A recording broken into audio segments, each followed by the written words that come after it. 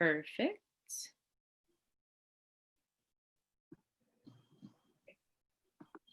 Oh, yay, this is great. Okay. We're alive, people. Hello, greetings. Our first people. Woo, this is exciting. So let me send out this YouTube link.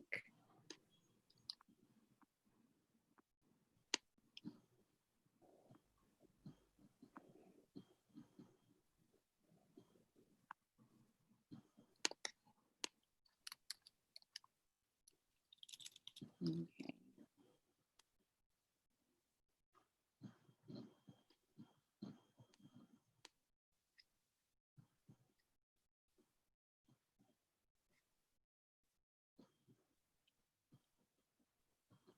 Yep, I can definitely text it to you. Actually, you know what I'm going to do? I'm going to delete this and then delete that. Okay, perfect.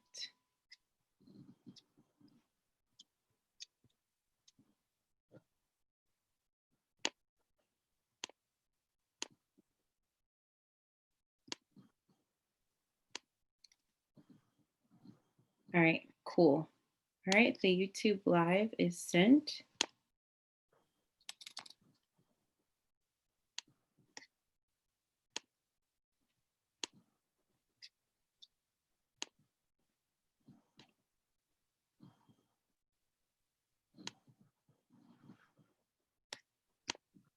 Okay. Perfect. All righty. We're here. This is great. Okay, so we already have 21 participants already. This is so cool. This is great. So we're just gonna like wait for a few more people to come in.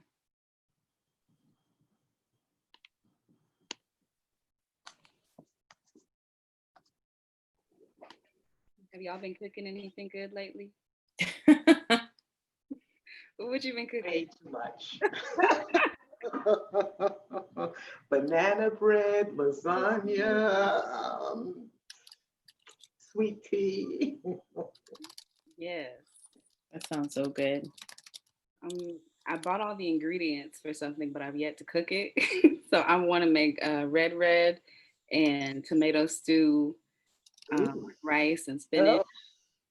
Oh my goodness. Yes. I don't cook at all. My friends bring me food. Oh, that's At all. you. that's so good. I know. They feel sorry for me. That's sweet. My grandma just did a fish fry for us, like this social distance fish fry, and with collards and like all sorts of potato salad and all sorts of stuff. My goodness. I know. I was eating good. Oh goodness.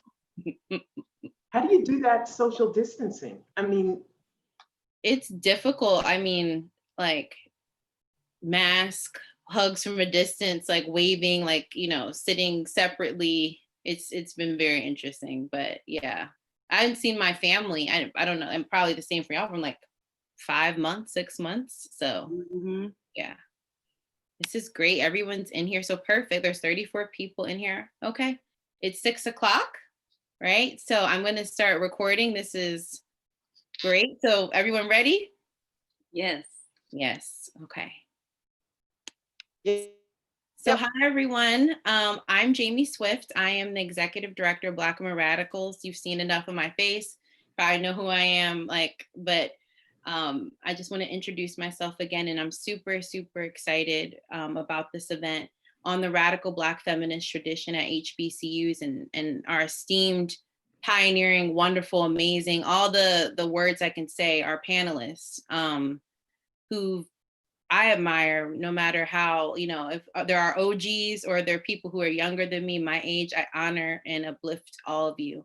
So this event is really about honoring Black women and gender nonconforming and non-binary folks who've paved the way for us at historically Black colleges and universities, who are often neglected or erased or overlooked in these histories, these radical political histories, due to many things: racism, misogynoir, sexism, anti-Blackness, I should say.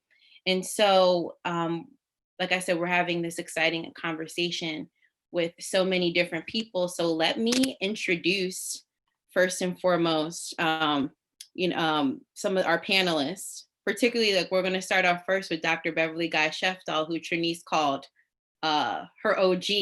We're going to introduce the OGs first, because how could we not? And so just a little bit about the pioneering, amazing Dr. Beverly Guy Sheftall. She is the founding director of the Women's Research and Research Center and the Anna Julia Cooper Professor of Women's Studies at Spelman College.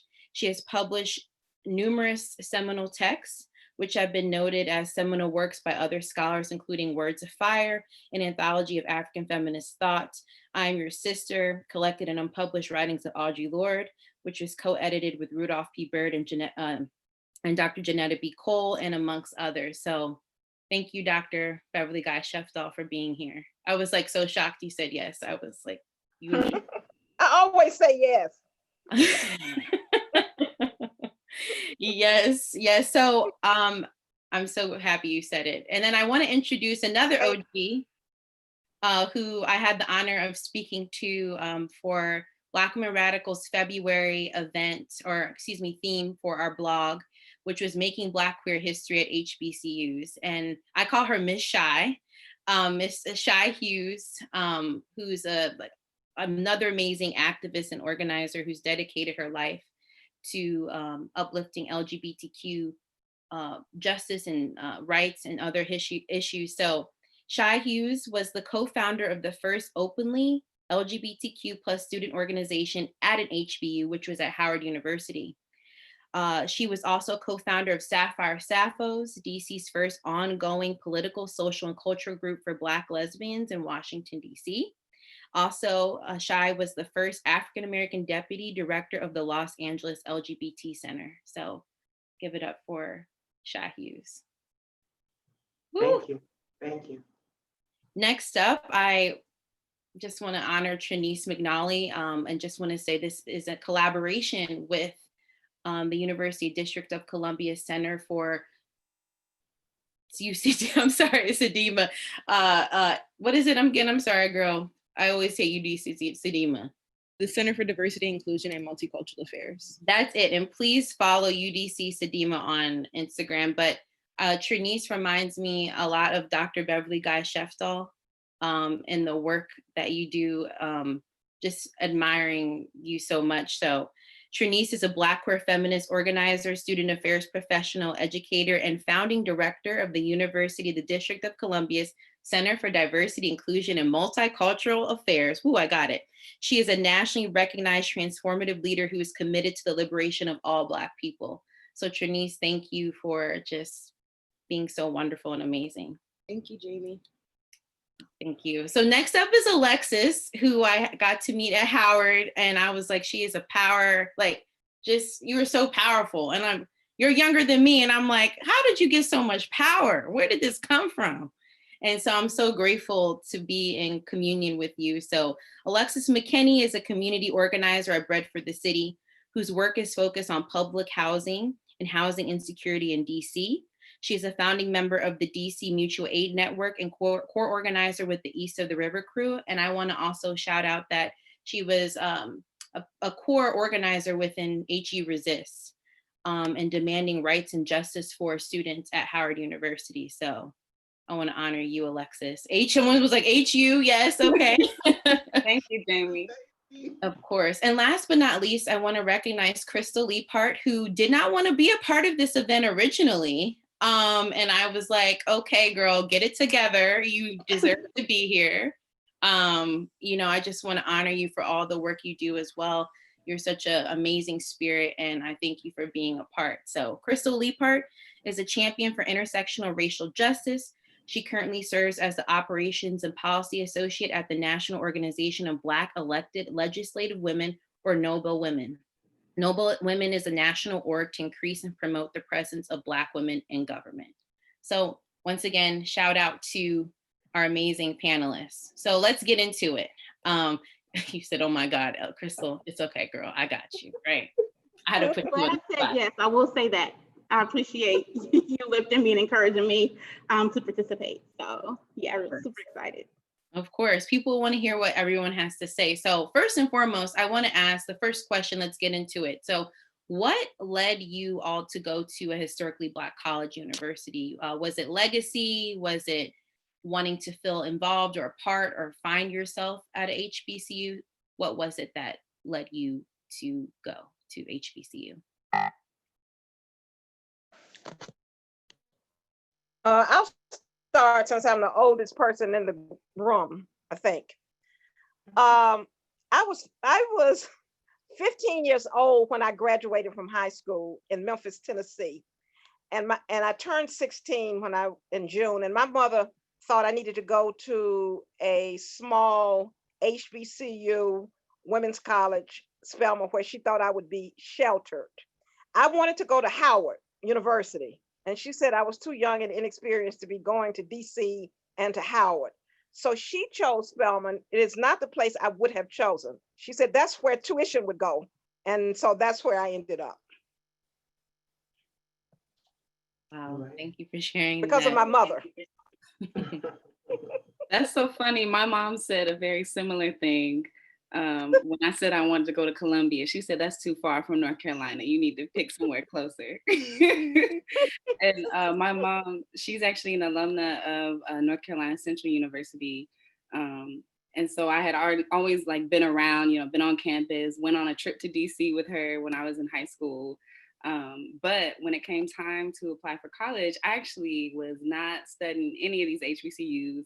I wanted to go to American University, I wanted to go to Georgetown University, and I wanted to go to Columbia, and I wanted to do international relations and become a diplomat, a foreign service agent at the time.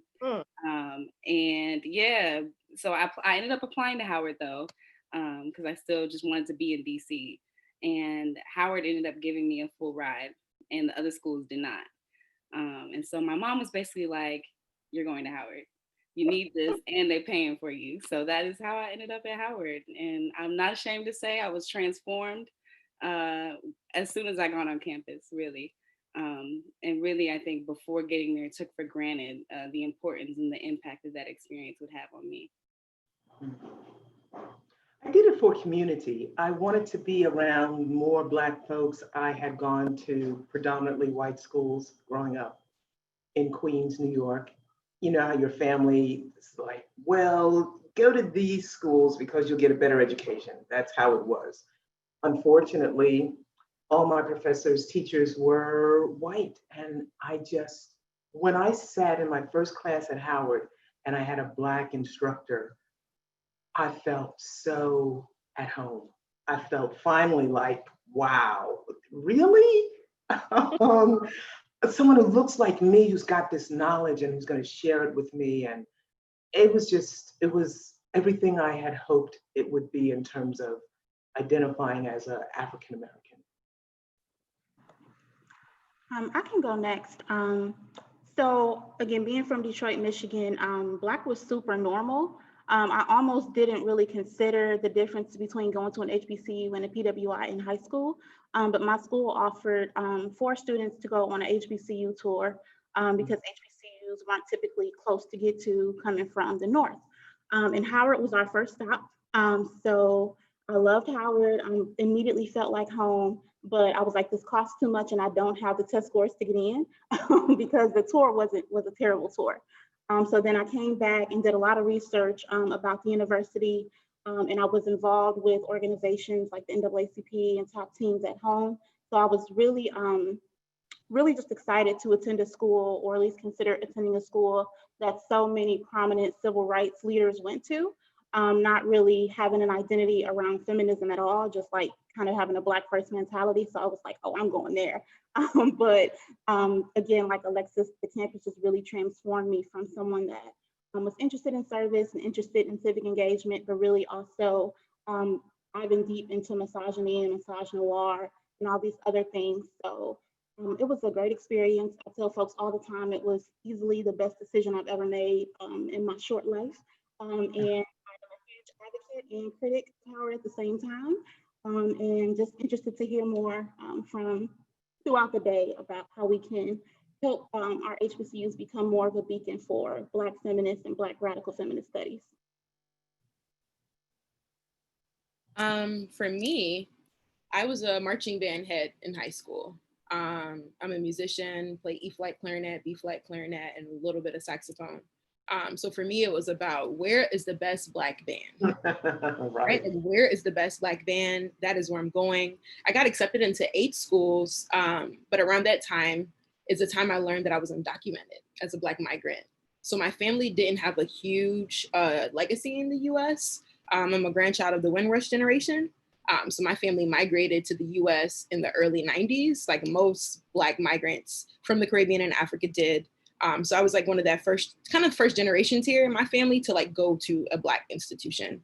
So that's how I ended up at Bethune-Cookman, because we are the best band, marching at 350 people. Shout out to Bethune-Cookman University. But I really fell in love with Mary McLeod Bethune and her philosophy, and ended up working in her home as a curator and studying her. And it was one of the best decisions I ever made. And that's where I became an organizer at Bethune-Cookman. Wow, thank you so much for everyone sharing why or what led them to go to HBCU. I'm at Howard. I'm getting my PhD at Howard, hopefully trying to finish up. And so I got to get out. But, you know, I always wanted to go to HBCU. I was accepted at Howard and Spelman, but unfortunately, my mom had gotten really sick, so I stayed home. But I came to Howard after I got my bachelor's, and it has been a transformative experience. I think that's where I've been. I was politicized before, but really even more politicized at Howard. So I'll give that some sort of credit. But I want to talk, because we're going to flow into the next question.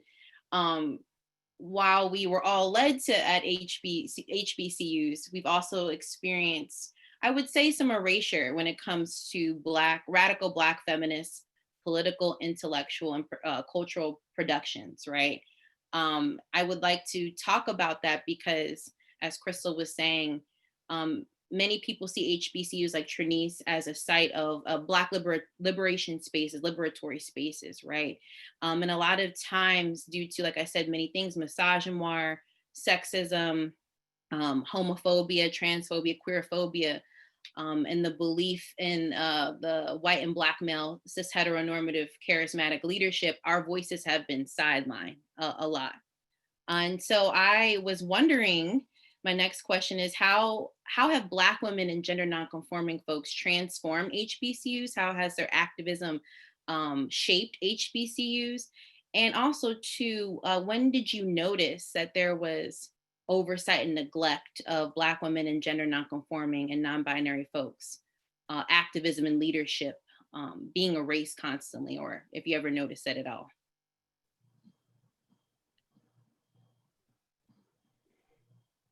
That's deep. I will say that from my perspective at Howard, it was when we tried to organize to have a group, LGBT group, and there was so much pushback. Didn't expect that. Thought that perhaps the idea of marginalized groups would translate from African Americans to LGBT African Americans, and that we would be welcomed, but we were not. And that was an opportunity to organize and to say, hey, you know, we are here, we're part of the community, we have been forever, and for our own well-being, it's important for us to be recognized and to have a voice and be visible. So that was when I recognized that we were not welcome by trying to organize.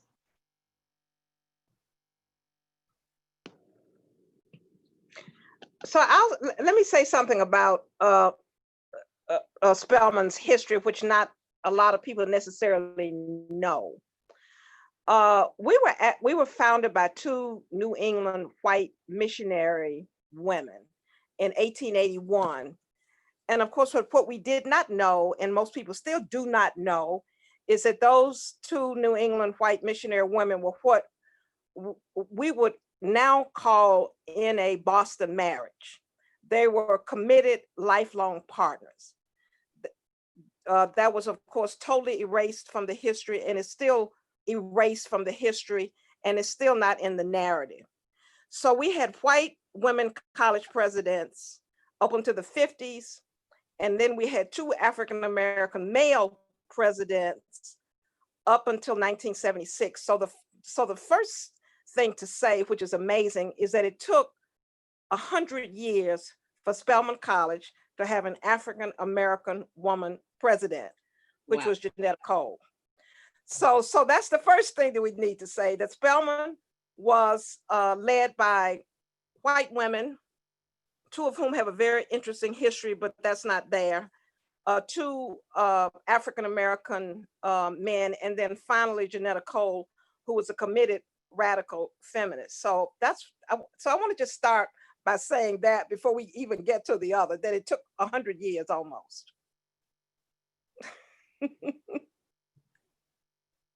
And we had to have a protest.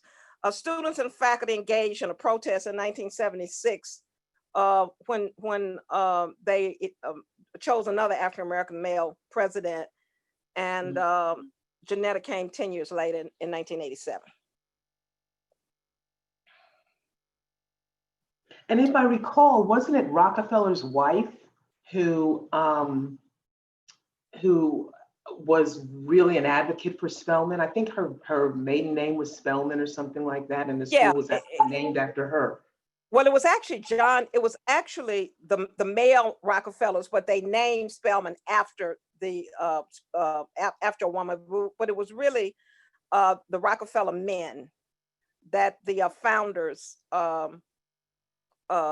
convinced to provide resources for Spelman in the 1880s. Yeah. Mm-hmm. Similar to Shai, I think I have like two answers, right? The need for LGBTQ organizing to happen in the early 2000s when I went to Bethune-Cookman.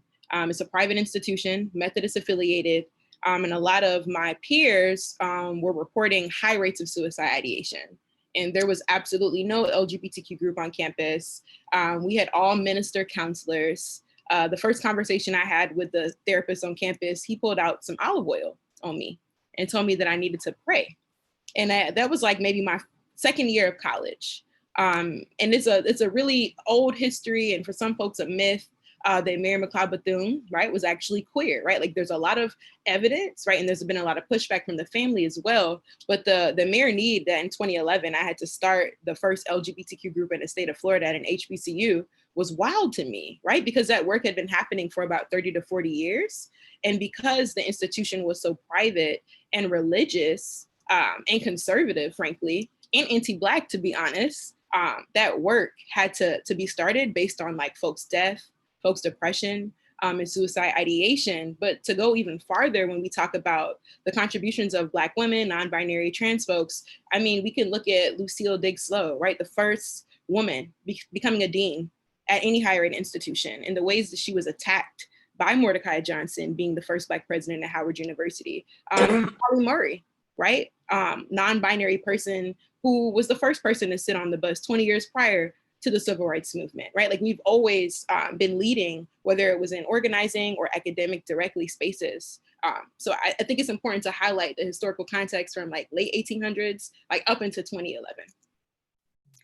Yeah, and to answer the first part of your question, I think in terms of the legacy that Black women have left on HBCU campuses, I think always Black women leave things that last, right? So I think about Zora Neale Hurston and the fact that the hilltop at Howard University is still there, you know? And, you know, I think about the work of Toni Morrison and the way that her words still reverberate around this world, you know, in ways that it feels like she actually never left us. And she was also a Howard woman. And so I think about that and just the depth of the work that Black women have done within the HBCU realm and when they've even left. And then in terms of the erasure, I see, so I graduated from the political science department, which me and Jamie are both in. We're both in at the same time at different kind of levels, with her pursuing her PhD and I was in undergrad. And, you know, the fact that I had to venture outside of Howard, outside of the political science department, to learn about Claudia Jones, to learn about Pauli Murray, to learn about Ella Baker, Fannie Lou Hamer, you know, these women who really set the tone and pushed barriers in so many ways, in ways that we still kind of experience as Black women, as people who are in movement today. And the fact that they don't get even mentioned when we talk about political theory, when we talk about the Black radical tradition, that is erasure, and that is violence against their work and their lives. I'll just quickly add that I think what everybody really flagged and highlighted, and what I also experienced on campus, there's just a lot of risk and attacks that come with trying to center the margins within the margins of our universities. And I can talk a little bit about how I kind of came to Black feminism while at Howard, which of course was not in the classroom, unfortunately, like it probably should have been in a classroom. So again, I did a lot of organizing, particularly through the NAACP on campus. The first, I think, 3 weeks of my term, or my first term, if you want to call it that, that's when Troy Davis was being executed. So there was this huge protest around that at the White House that we did.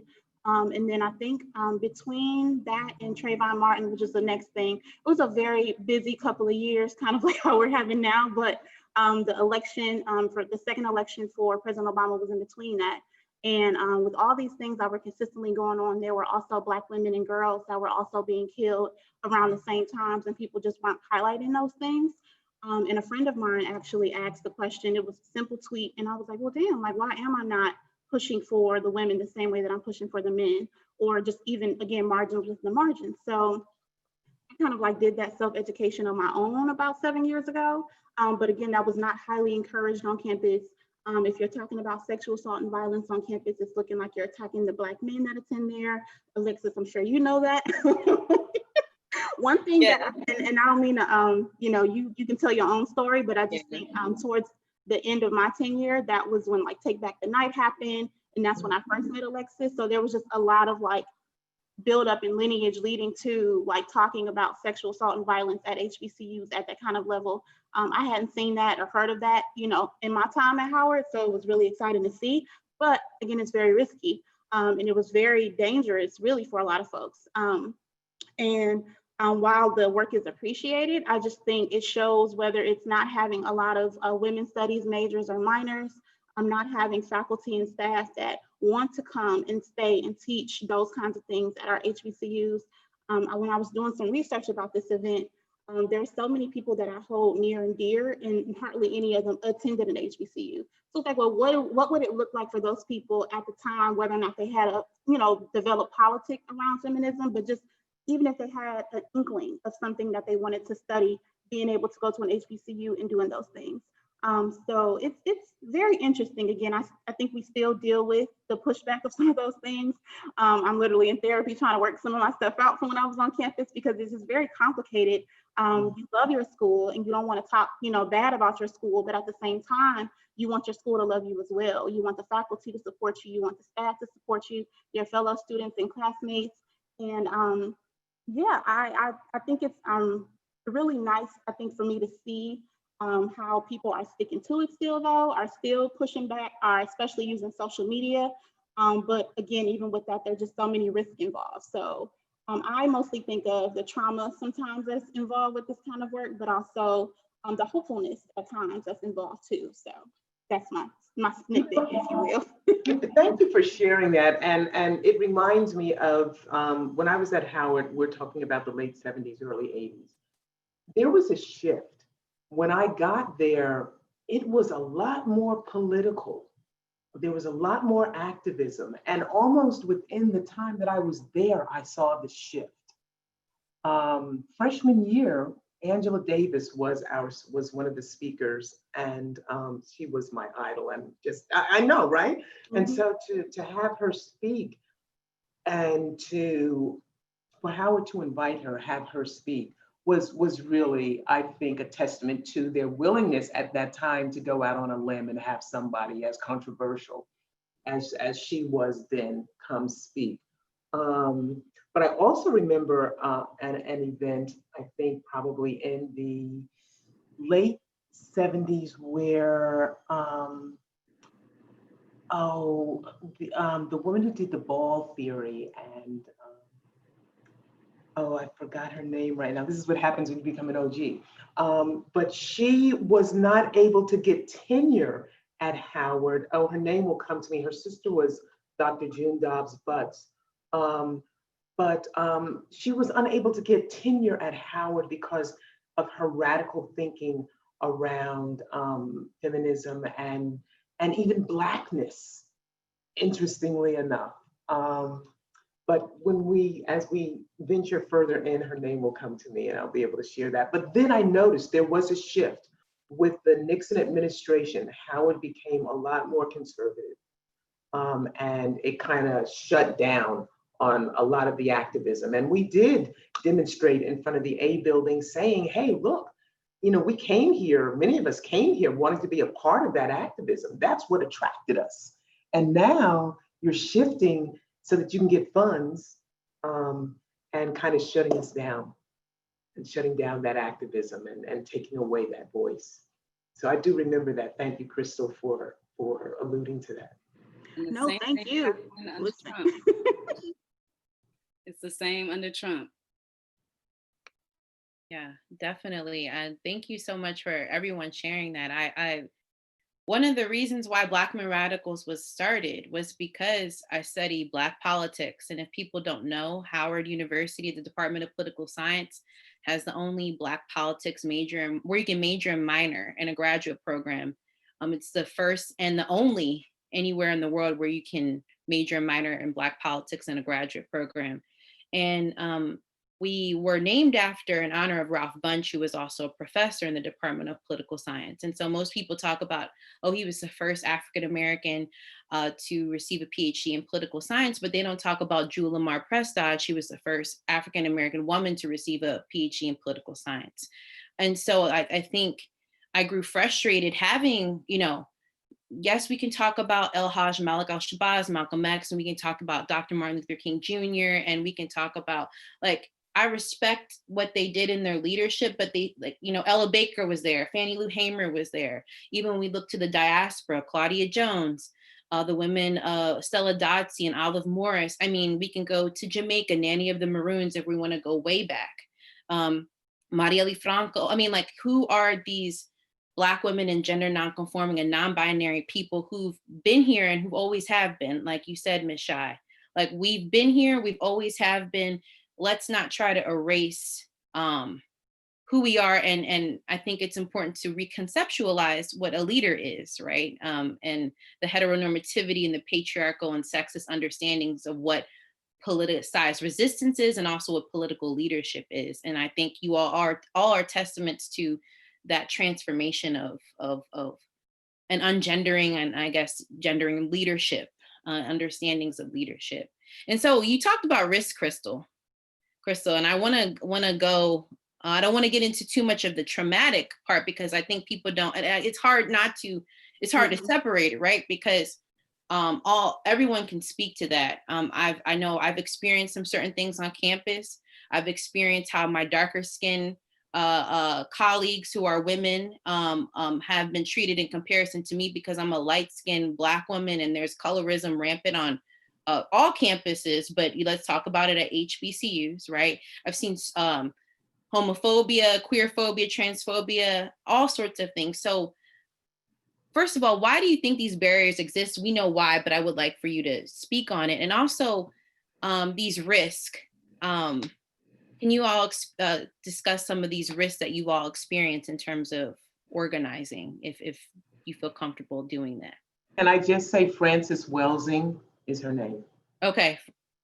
Frances Questwell. Yep. Okay. That's not June Butts' daughter, sister, though. No? Okay. Yeah. All 5 of those sisters went to Spelman of June Dobbs Butts, and so Frances is not her sister. Okay, okay. So Yeah. Frances Welsing was denied tenure because of her radical ideology.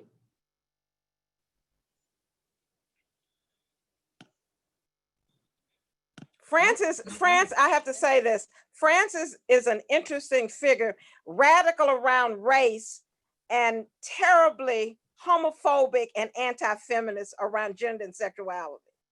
So we have to say that. Big time. That's so And interesting. that's a complexity we have to talk about. Yeah. You can be radical in the race category, and like Anna Julia Cooper says, sink back into 19th century logic when it comes to these other issues. Though she should not have been denied tenure, but Frances is a figure that Black feminists in the 60s and 70s had to deal with in terms of her homophobia and anti-feminism.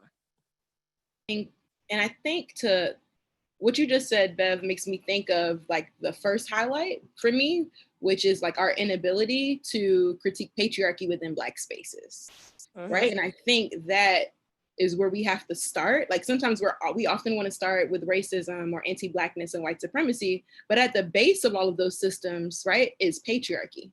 And I think that patriarchy at HBCUs have had detrimental outcomes for Black women, non-binary and trans folks in particular, but in the ways that Black women have been erased. I mean, the best example I could think of right now is the fact that Spelman College is the only HBCU that has a women and gender studies resource program and major out of 105 HBCUs, right? That Shy Hughes did all that work over 30 years ago, and Howard still ain't got no LGBTQ center, right? That it took over 50 years for Lucille Diggs Slowe to actually be acknowledged, and then they put her on a residence hall, right? Instead of giving her that no longer exists. Right, hello, right? That's now gone and is now gentrified to become some white lady's little nice home for $4,000 a month, right? That Black people will never be able to access.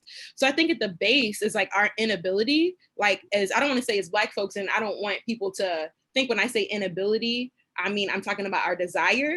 It literally isn't set up for Black women to be able to speak in academic spaces or in student affairs spaces, right? We see what's happening with tenure with Black women right now, right? We see what the percentages are, even though they say that Black women are the most educated folks in the United States, right? But what does that mean if when we try to enter the academy, we are not promised, right? Or we're relegated to the sidelines when we do honor and have radical politics. And the last thing I want to say is really this hypocrisy that HBCUs are inherently liberatory spaces, right? Like we know that is not true.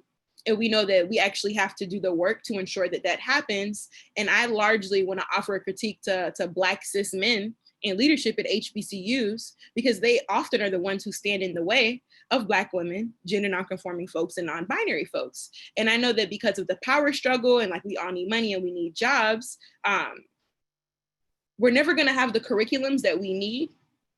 We're never going to be able to utilize the frameworks that we know are blueprints to freedom if they are unwilling, right, to transform and commit to their transformation around their own bias, their own hypocrisy, and frankly, their bullshit, right? Because it is because of them. It's not because Black feminists don't exist on these campuses. It's because they have stood in the way. And as a result of that, our work has been erased. It has been invisibilized, and it has been so violent, right? When you talk to folks, our elders, folks that we've organized with, people have been dying, right, as a result of working on these campuses because they've been so violent, right? And which is why most folks go to PWIs to teach, right? Because they get the support, maybe not the racial support, right? But they get the funding, right? They get the counseling time or whatever. But that's my offering. It's patriarchy, y'all. We cannot critique patriarchy in a Black space because it is Black. Identity politics ain't gonna save Black people. Yeah, and I want to add that I think it was Kwame Ture in his memoir that I'm still reading, where he said at Howard, you will find everything Black and its opposite, right? And I think HBCUs are so interesting because they're like a microcosm of all the layering identities and issues and genius that is Blackness, right? And I think also when we talk about, you know, why do these issues keep happening? Why are students taking over the A building at Howard every 20 years? You know, we have to, I think, begin from the point of HBCUs were never formed, like Shani said, to be a liberatory space. They were never created to actually free Black people. Some Black people got free through their matriculation at an HBCU, but that doesn't mean that that space was meant for it. We know that many HBCUs were founded by white people, including Howard, including Spelman. And it was part of an idea to create this talented 10th class, a talented 10th class that didn't challenge patriarchy, that didn't challenge capitalism, that didn't challenge xenophobia and fatphobia and colorism. Our HBCUs are institutions that are embedded within the institution of this country, right? That upholds all of these violent systems and beliefs and values that make it harder for Black women, for Black queer people, for Black trans people, for Black immigrants and undocumented folks to thrive and succeed. And so when we ask this question of why do these things keep happening at all of our HBCUs, it's because our HBCUs have never seriously dealt with the fact that they were created to create a class of people that were not meant to challenge the existing power structure in this country, in this world.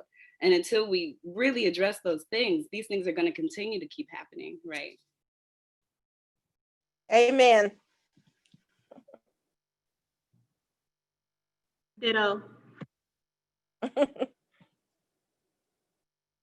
Yes, thank you so much for, sharing that. I am just thinking about my, experiences being at Howard, and I also think of Bell Hooks' statement of patriarchy has no gender, because I've experienced from Black cis women, myself being a Black cis woman, but I've experienced body shaming, fat phobia, policing of dress, as well. And I will say, like, the forcing of Christian values onto students. I've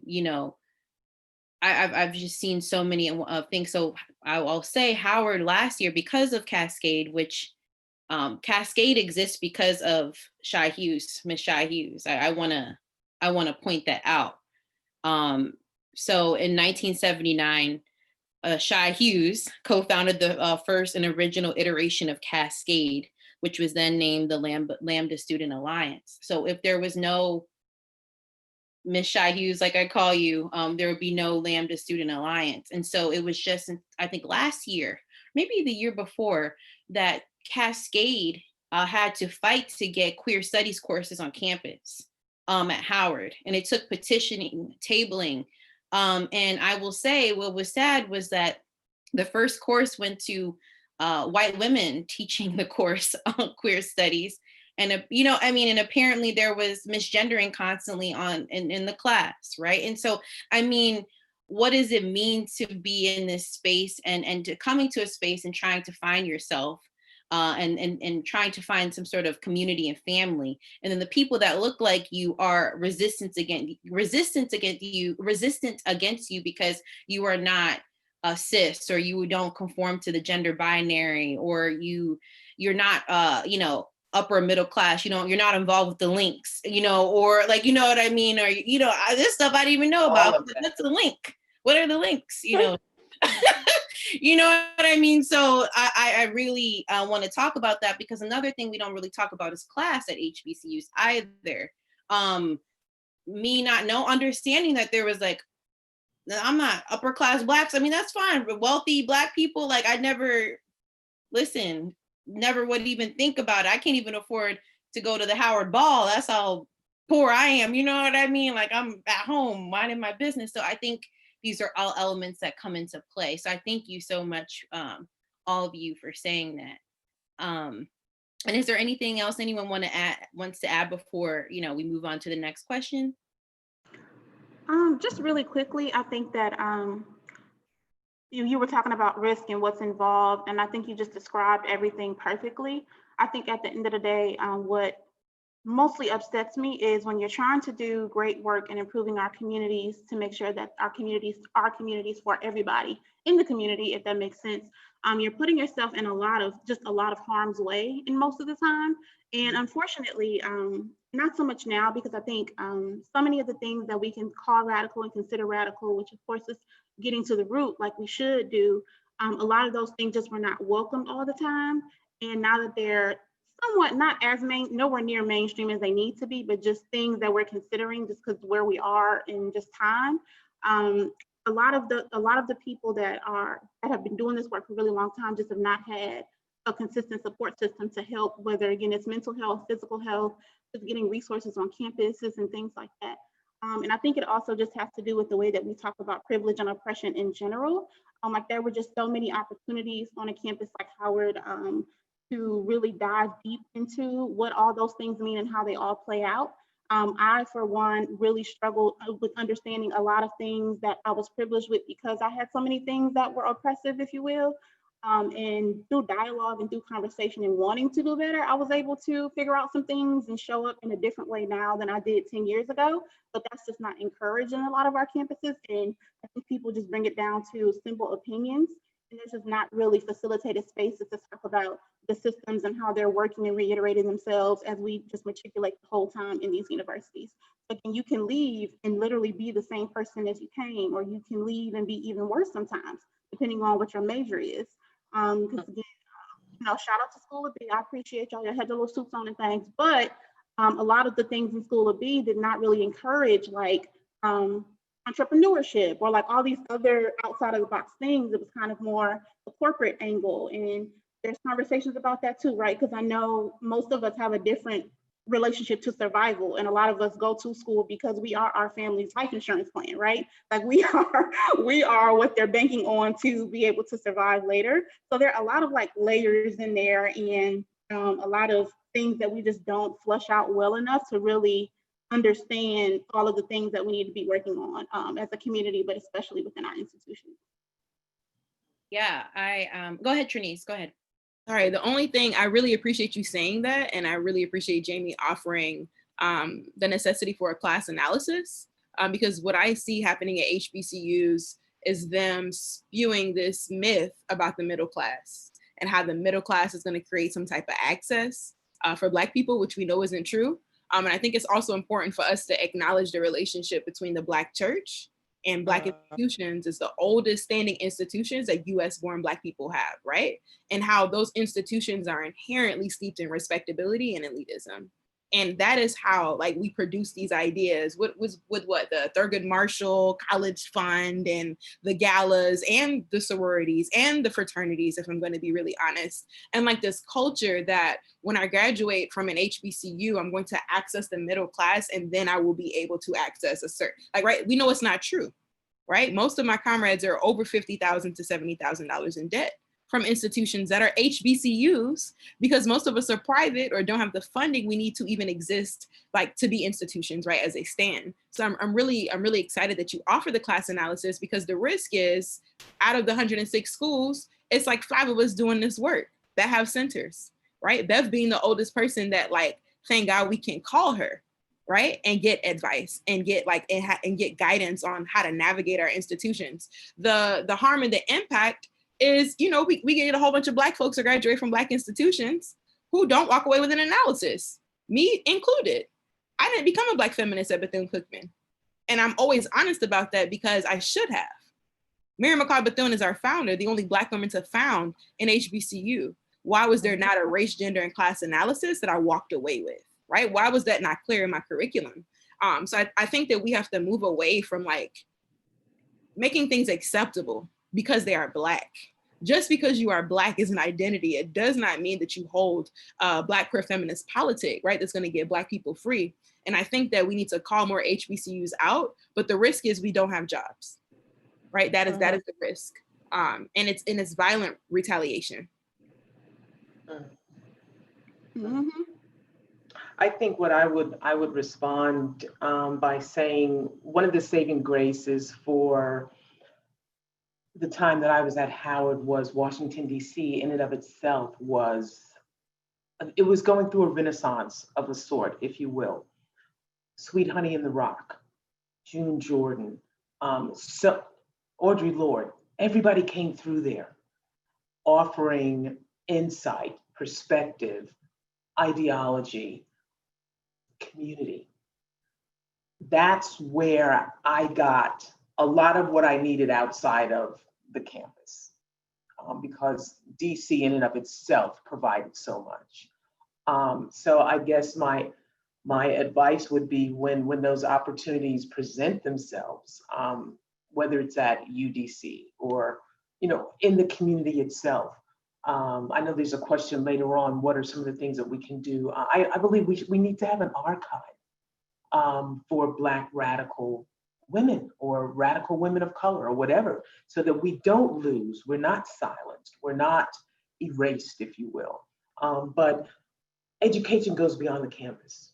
And that's what I took away from my experience at Howard. I could not get all that I needed there.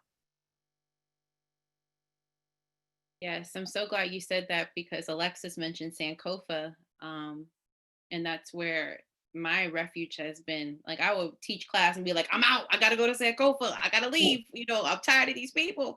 And I think that's been so powerful. And I will say, when I did the interviews in February for Black History Month with Miss Shai and Denise, I got some pushback from somebody. I deleted their comment and they said, why are you talking about queer history at HBCUs? You're about to get in trouble.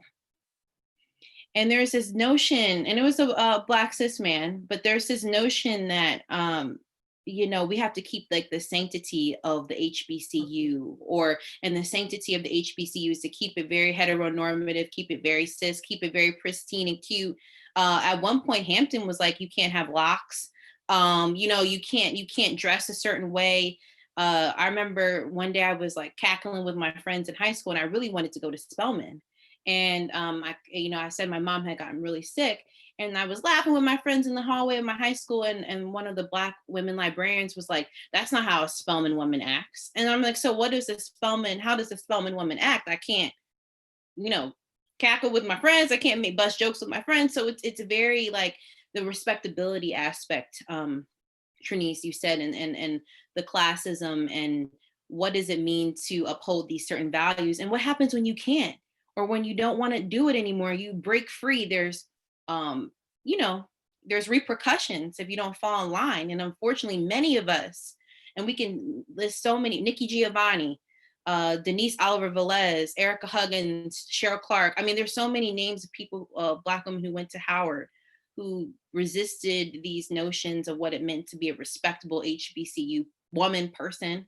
And a lot of times society outside the HBCU recognized them more than the HBCU themselves. And it wasn't until they passed away, that's when they got some sort of recognition. And so we are not going to do that. We're going to give flowers to our OGs, to our pioneers, to the people who paved the way. And speaking of that, Jamie, could I just mention one other thing in response to Chai? Yes. Which I think is very, very, very important. The Spelman Archives is part of and we see ourselves as being an archives, a repository for radical Black feminists. And we have the Audre Lorde papers and the Toni K. Bambara papers and Janetta Cole's papers. And I just gave them my papers. And Chai, if you want to let us have your papers and they not go to Howard, we'll take them. And we're also in the process of getting Gloria Joseph's papers, who was Audre Lorde's partner at the end. So I absolutely agree with you. We have got to be a repository for radical Black feminist work, and we have committed ourselves to that. Thank you. Dr. Guy Shefto, why aren't you at Howard? Why couldn't I have gone to Spelman? You don't want me to really answer that. At Spelman.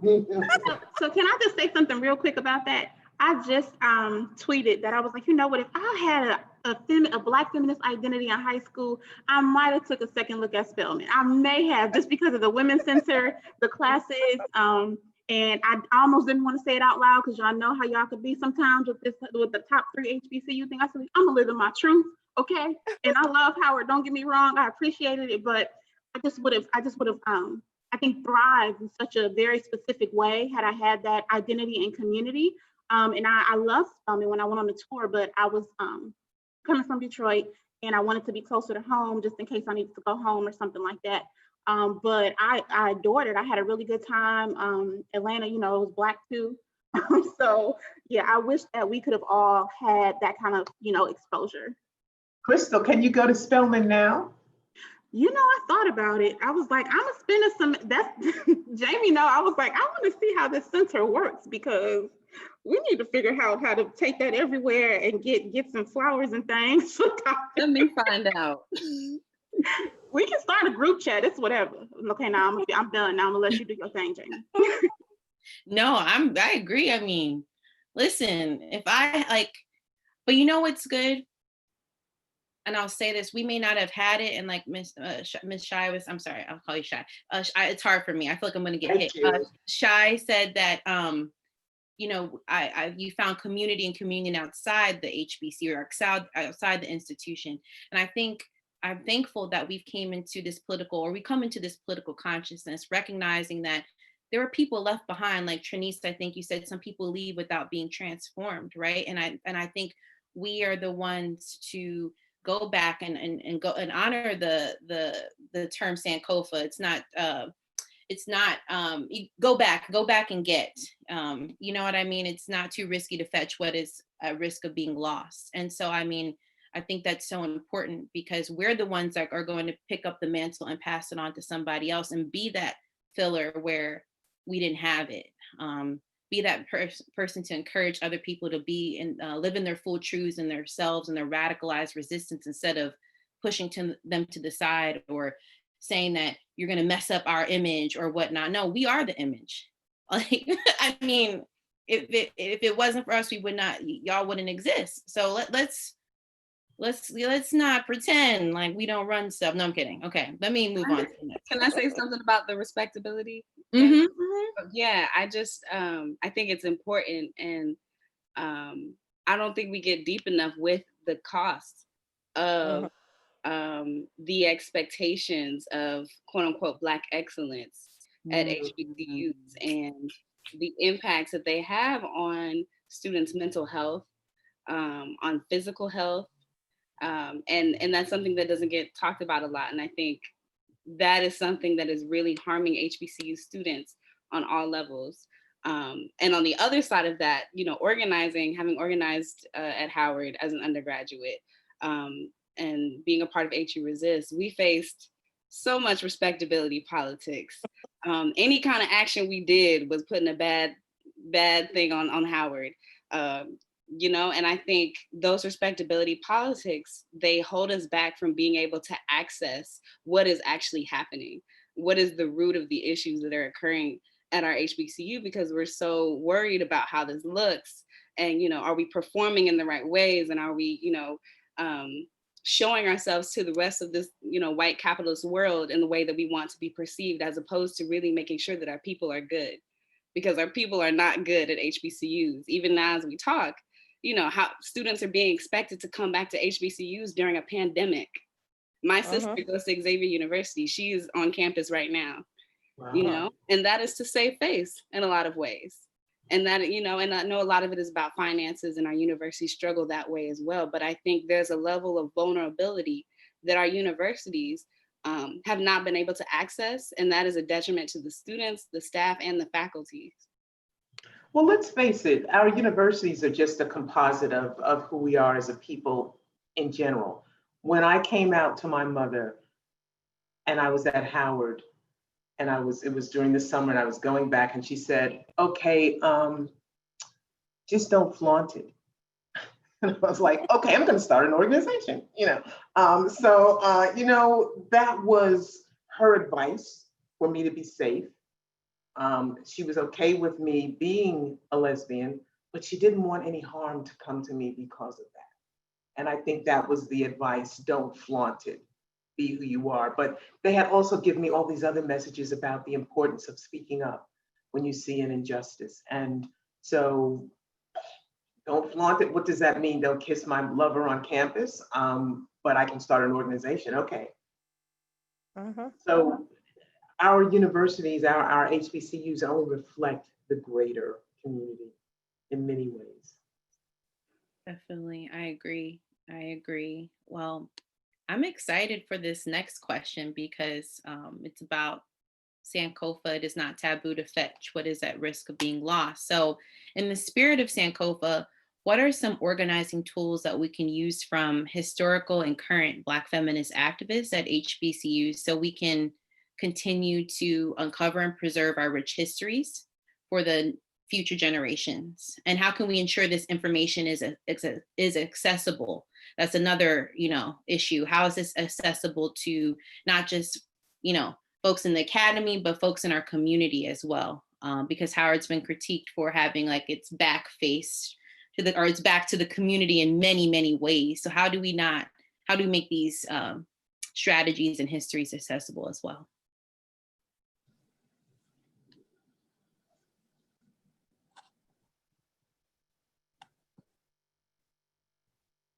Go ahead, Denise.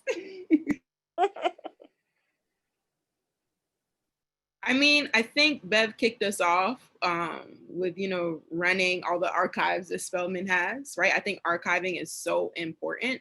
And I wouldn't have learned about Shy Hughes or Beverly Guy-Sheftall without archives, right? Even if that was digital outside my institution, literally would have never known. So I think that teaching young people how to save their flyers, how to save their minutes, how to save like their elections, how to save narratives after incidents occur on campus, teaching folks how to organize, and really reminding folks, it feels like as I advise LGBTQ student orgs recently over the last like 8 years, young people, sometimes we have this idea that we think we're doing something new. Ain't nothing new. We ain't doing a damn thing new than what they did 50 years before us, right? So ensuring that if we work on these campuses or we're alumni, we have access to these campuses, even as alum, right? You can refuse to pay your dues as an alumni and you can continue to put the things you want to put on the ballot. And until you do that, right, I won't give y'all no money. At Bethune-Cookman, they nominated me for 40 Under 40 award. I was like, Denise, are you going to make a pledge? And I was like, are you going to commit to supporting LGBT students? No? Great. You'll never get my money. You'll never get my endorsement. I ain't showing up on no Wildcat alumni. Don't highlight me, don't spotlight me unless you're willing, right, to talk about the ways that you have violated and invisibilized queer folks on our campus. And that's a hard thing, right? That's a hard choice to make. But I think it's through politicizing students, teaching them how to keep their archives, training folks on how to archive, putting folks in touch with local organizations who are doing organizing work. Like Shai said, like, hey, in DC, it's a lot of organizing homes. We can help steer you in the right direction of where you could go. But no matter what city you're in, if you notice, HBCUs are all in Black neighborhoods, right? They're all surrounded by Black communities. So find you a political home, right? Like make sure you're offering an opportunity for folks to get politicized outside the institution, and making sure that you are in relationship with the folks that are doing the work on campus. Sometimes it's hard when we graduate really to like stay up in their business and they usually don't want the assistance, but it really will make a difference, right? If you are just in touch with who the current administration is at the institution and who's doing the work,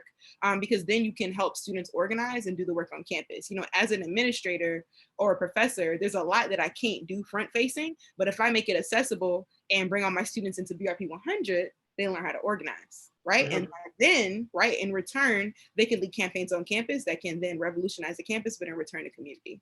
So those are just a couple, but I would start with archiving because I wish I would have knew about archiving. I wish I would have learned and understood like how important it was, and also understood, shout out to Jamie before I close and the revolution will be archived, that you don't need a degree to become an archivist, right? Or a scholar or an activist, right? Like academia and that prestige is not necessary to do work for our people, and don't ever get caught up in that, right? Because I think that gets conflated often in Black movement. And I think the academy definitely has a role, right? But don't conflate that like with purpose or value. Yes. Could I go? Could I say, I'm going to go out on a limb and just say a couple of things as it relates to this. Moreland-Spingarn is one of the most important spaces or where this is concerned on an HBCU campus, and it is under-resourced. And I'm going to really go out on a limb and say, Howard University just got $40 million from Mackenzie Scott, and that is unrestricted money. I think that, and as you all know, there's a lot of interest now in HBCUs. I think some organizing needs to be done. Organizing to say to Howard University administration where some of that $40 million needs to go. And I would say support for Moreland-Spingarn, support for a women's studies program, support for LGBTQ issues. Mackenzie Scott was also very committed to LGBT, is very committed, that I would say that some organizing needs to be done about how Howard should allocate unrestricted $40 million around issues of gender and sexuality. Yes, wow. Before, Period. make sure you got somewhere to live first, because there's so much at Howard. But go ahead. I know. Sorry. We just But dreaming out loud, y'all. We dreaming out loud. We can, hashtag abundance is somehow, some way. We know we can figure everything else out. We can figure this out too. But so I was actually going to live more on Spring Art too, and an idea of archiving and transition into my next point too. So one thing that NAACP, again, we can go on and on and on and on about the things with the NAA. One thing they did teach me though is the importance of keeping your records and keeping your stuff in line. So one thing that I knew that we had to do once we got on campus, especially because the last president that I'd have been in touch with was like on staff at the time. So we were able to get a little lucky and like keeping those stories of what they actually did and the units and student organizing in general. We were able to get a lot of stories about that stuff. So we were able to save a lot of what we were doing and I've been in touch with every president that has been after me, except this last one because of Corona, just was being a hater, I guess. But one thing that I didn't have outside of Stephanie Brown James at the time was the lineage of past presidents that were over the chapter to really tell me what was going on. Like one big thing for me has always been trying to keep in touch with current students and recent alum. I know sometimes when you're a recent alum, you really just don't have a lot of time and space and capacity because, like Denise said, you don't have no job for real. Like, they tell you to go to school what you're passionate about, and then it's like, wait, can I get a job in this, that kind of thing? So that's neither here nor there. But you just don't have a lot of time often to really be as hands-on as you may have been on campus. But staying in touch and keeping those relationships going, whether it's current students or community members that have also been super supportive of on-campus organizing, filling students in on what's going on. Because again, none of this stuff is super, super new under the sun, right? Like there may be different tools that come into place, or there may be different ways you talk about the things, but like most of the problems that we were facing at Howard at the time, there's like, oh yeah, 5 years ago, like, oh yeah, 10 years ago, like it's literally like waves of the same thing over and over again. You might take a break for a year because we get tired, but none of it's super, super new. And what I can appreciate is I had a lot of Black women that came before me, like Victoria Kirby, who I was like a fangirl for, right? I can text her now and we cool. So like, that's the homie. But at the time I was like, she's just so cool. I don't know, freaking out.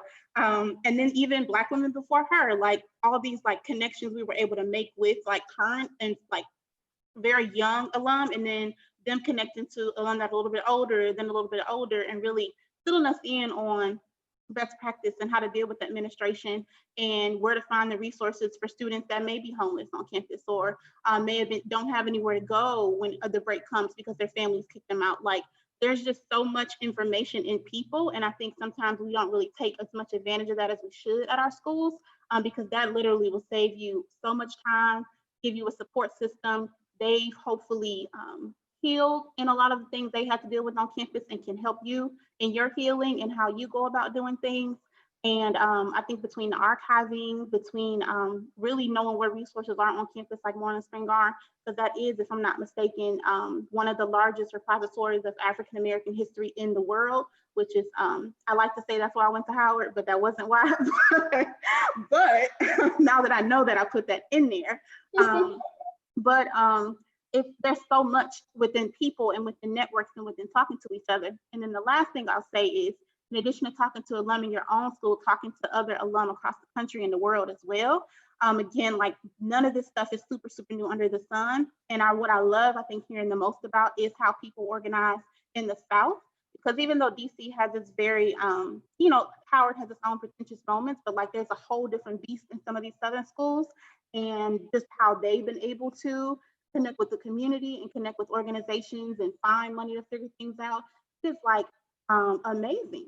I think sometimes we don't think of what we're doing as history, but one thing I always slid on with on campus is history is right now. What we're doing, everything we're organizing, somebody's going to study it, somebody's going to talk about it, somebody's going to be looking for it, and we need to kind of think of it in that way, and not in a way of like the ego-driven kind of like, yeah, we do it. Like that is whatever, but in a literal sense, like one of my really good friends who's a couple of years younger than me, the part of the reason why she came to Howard is because of a protest that we planned. And it's like, oh shoot, like you were looking at us, you know, while we were doing whatever we were doing. You were picking up on that work and you were inspired by that work and you saw yourself the first time. This is stuff you read about. Like you're saying that about stuff that we did 3 years ago. That's strange to me. So I think we have to really approach how we're doing the things that we're doing and encourage current students to really look at what they're doing as history, as her stories, as things worthy of talking about and writing about and blogging about. And for those that may not have time, I think that's where community comes in and like supports in that way.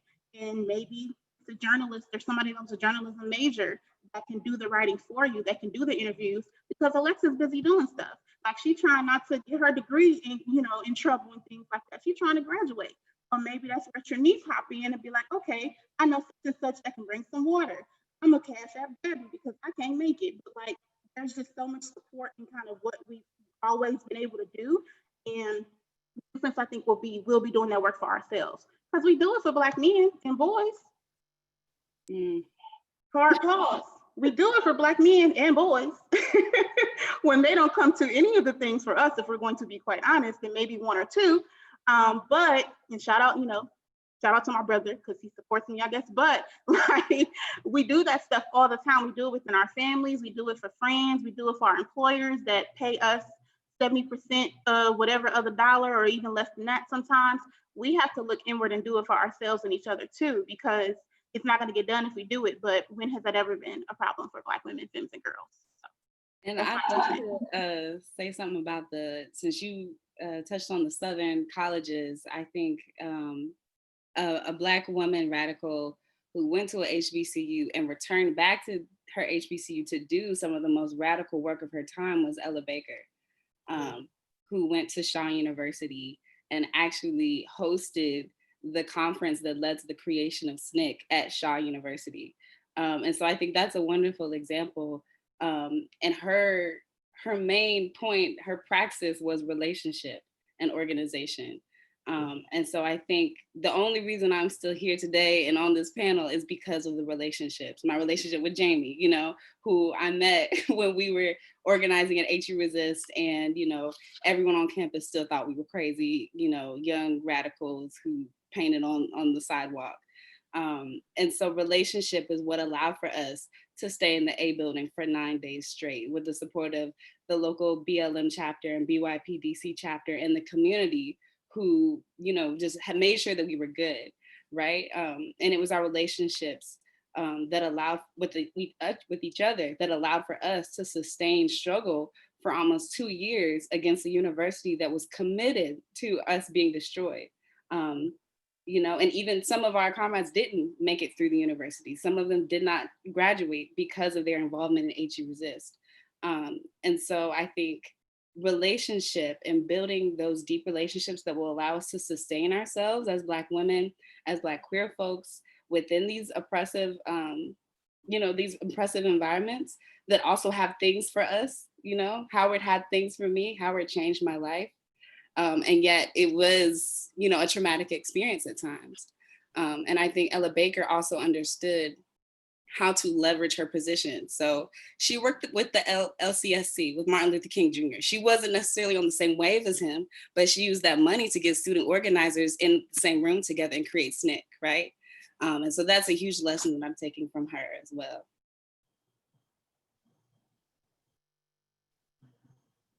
I also want to say that I did not do it alone.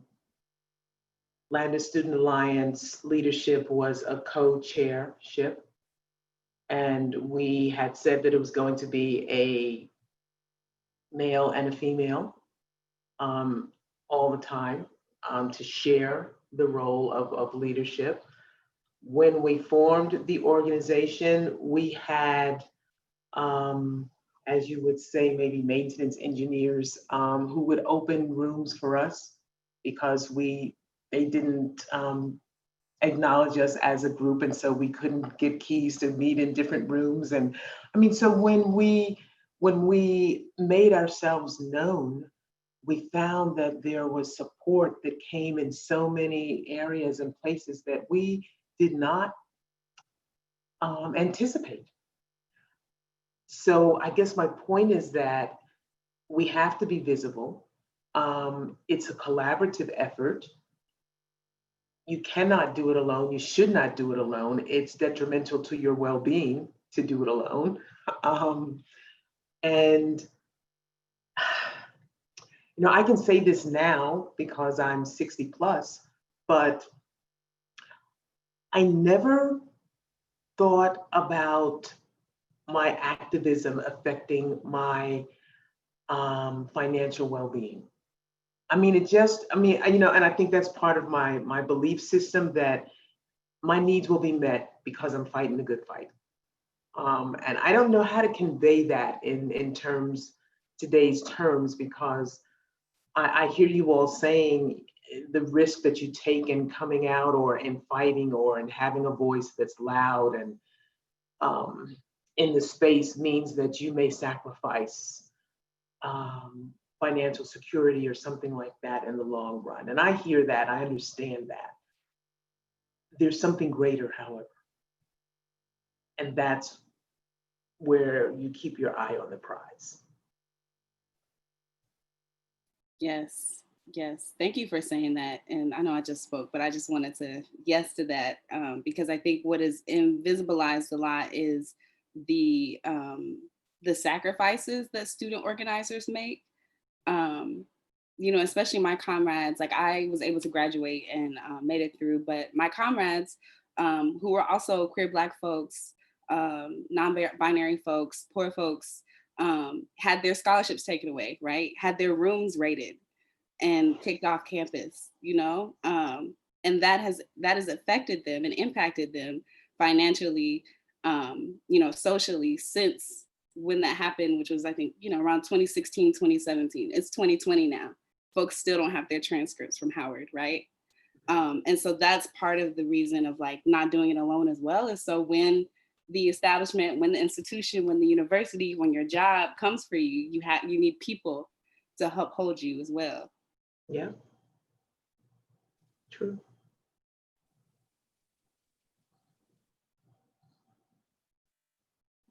Yes, thank you for saying that. And thank you for everyone chiming in. I think that's so important that I think it was Crystal, you said like, we're not the first to do this, or Denise, I forget.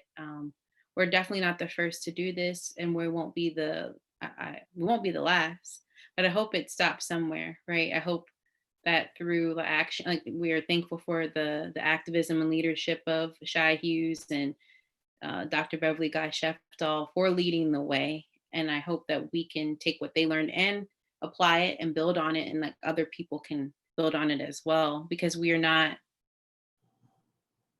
can't do it alone. I think we need to break out of this tendency also to be like, oh, Howard is like, it's like Howard, what is it? Howard, Hampton, and Spelman, or Howard, Spelman, Hampton, Spelman, Howard, Hampton. Like those are the only HBCUs, right? And to look at the South and look at the origins of organizing. I think even in our age of organizing, we tend to look up like to the North and the Northern cities, and we've forgotten the power of the South and what and the blueprint of the South. And so especially when we talk about the radical tradition. And so yes, thank you for saying that. It's very encouraging, what everyone said. So Jamie, can I say something really quickly too? And it's gonna be quick for real this time. One thing too that I've been reflecting on a lot recently, especially with the most recent reiteration of the uprisings that have been taking place. Everybody is not going to be the frontline person or the person that's doing the archiving or doing the running or whatever the case may be. But I think for those that may not see them fitting in the movement in that kind of way, I do think it's really important to still keep in mind that like your role and your like positioning in this stuff is super important as somebody's friend and confidant too.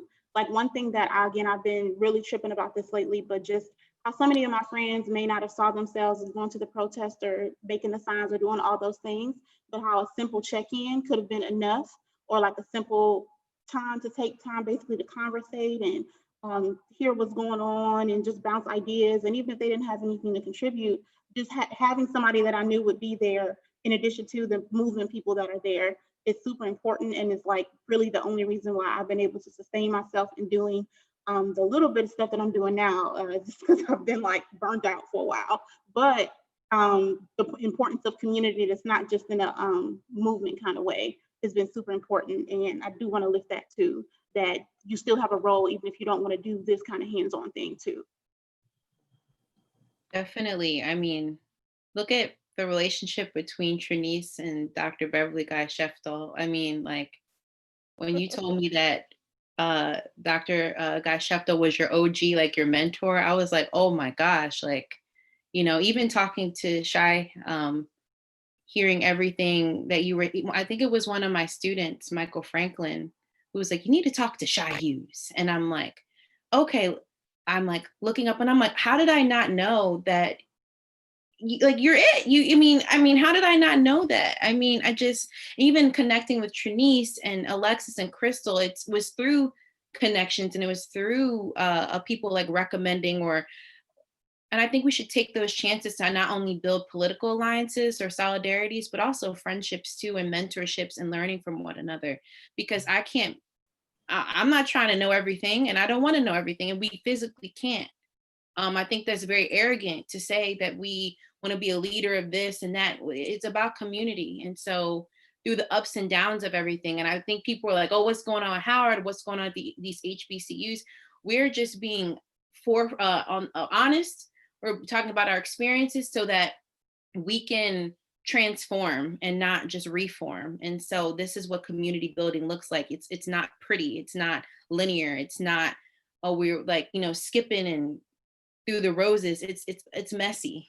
And so I appreciate this conversation so much. And so I know we talked about it before a little bit, or we touched on it, and we only have a few minutes, but I really do want people to ask questions. But briefly, the last question is, who are some Black women, gender nonconforming and non-binary activists at HBCUs who have inspired your walk? I know, Alexis, you could talk about Ella all day, you know, but is there anyone you would like to mention, or a couple of people briefly who've inspired you? Oh, don't have me go first. I've been talking a lot.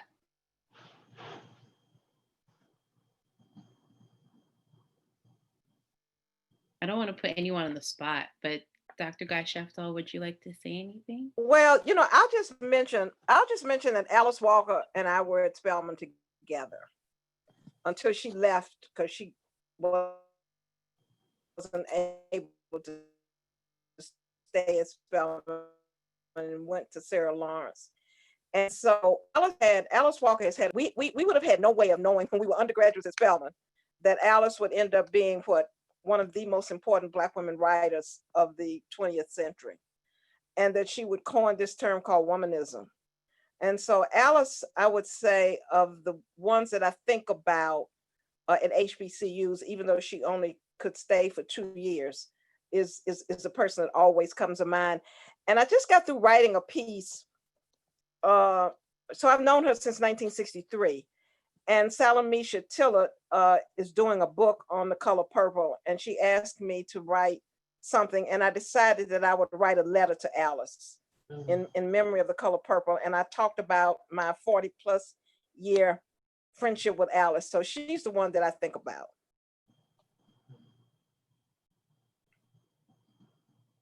Who gets to say that? I'm sorry that you're friends with Alice Walker.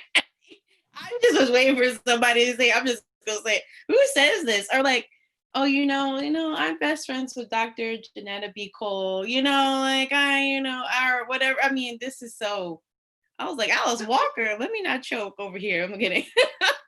Well, I'm about to claim all y'all, because why not? And I can't be on, I'm not on Shy Hughes level or Dr. Guy Sheftel's level. Alice Walker level. No. For me, I got a couple, of course. Shy Hughes, a huge part of my dissertation in graduate school around finding best practices to support LGBTQ students at HBCUs was because of your work in Victoria Kirby. So I'm super honored to be here. Dr. Beverly Guy-Sheftal, who I can always call and get the guidance and the advice and the drags and the reads when necessary. It's an honor that we still have you here. And I'm just so honored to just be in community directly with you. And I don't take that for granted. Pauli Murray, who we don't talk about enough as a genderqueer person. Dr. Annika Simpson, who chaired Women in Gender Studies at Morgan State University, my other mentor, Denise Oliver-Velez of the Young Lords, Merle Everett, who went to Alcorn State and did a lot of work in higher education. Of course, Ella Baker, the list goes on, and also Toni Morrison, and on obviously Zora Neale Hurston, who people don't know, it's a short story, but she worked at Bethune Cookman for a short period of time and had tension with Mary McLeod Bethune. And we think it was around queerness and her personality and behavior. So yeah, what they said was behavior. I'm real confused about behavior, but those are the Black women radicals that keep me in line and who I strive to be like. You know who I love, who I think has been erased and hasn't gotten her due, albeit she's somewhat controversial, Barbara Jordan. Yeah, that's right. Yes. That's it. I appreciate that, and I had a little fit just now because that was one of mine. Sorry. We can share. Sorry, that's a good thing. Because again, working, I didn't talk much about work here, but I work with Black women elected officials to try to get them to take on more of these kind of issues that we're talking about, and making sure that the analysis that they're trying to put forth things forward is helping, again, everybody, not just Black men, cis Black men. But my people, I love Brittany Cooper. I'm like a huge fangirl for Eloquent Rage.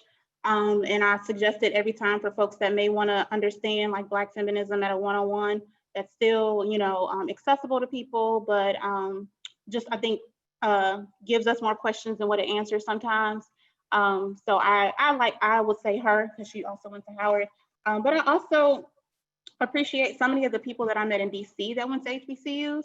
Because again, I think like I mentioned earlier, a lot of folks that have gone to achieve great things and are known for their Black radical feminism didn't attend HBCUs. And then when I start thinking about people that I know in my personal life, like Aja Taylor went to Hampton, Ericka Totten, I believe she was North Carolina A&T, Jakendria, who also went to Howard, just like all these popping people that have like embraced me, even in I met them later in my time in DC, but just as things were, my own politics were progressing in a lot of ways, they were there to help and support and talk through things, and just give me examples of like what it looks like to be young and radical and Black and a feminist and all the other intersections and things that people live in, and just embracing it and attracting. I think one thing too for me is trying to attract the right jobs so that you don't have to have that conflict. And I think, seeing how they've been able to navigate employment is also super important because like everybody said before, there's so many risks sometimes in being very clear in your politics and not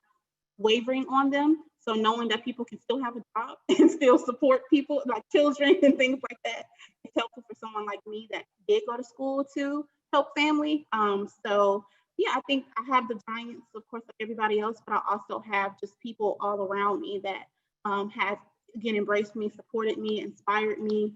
And I'm not kidding. Again, I was just texting Trinice about some other things. So like, I appreciate everybody here too, that just encourages me when I need it. Again, me and Jamie, I feel like we talk for an hour every time we get on the phone now, just to talk about what's going on in policy. So I appreciate the giants, but again, I really appreciate that familial presence too of people that, and shoot, I always forget to shout out my mom. Shoot, like my mom and my grandma and folks like that too, that they would never call themselves Black radical feminists, but just instilling things in me that just made me feel very confident in myself, that I can go miles and miles away without any family and be okay, and knowing that I can come home when I need to is super important for me too. So yeah, I would say those are my three categories.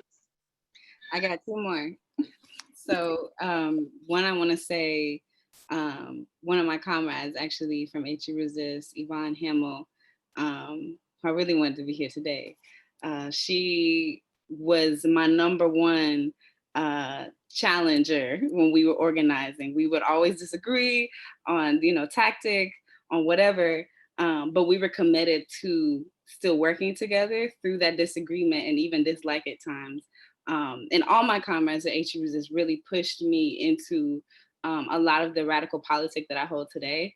And I'll always be grateful for that. And I think for her specifically, continuing to organize despite the things that the Howard University administration did to us and her specifically continues to be an inspiration to me in terms of the resilience of Black women, especially Black women in movement work, and the ways that we keep coming back to this movement that will chew us up and spit us out, So I'm just really appreciative for her and the work that she's doing in East Palo Alto, California right now, doing jail support and really working with incarcerated folks, which is a group of folks that get left out a lot of the conversations that we have.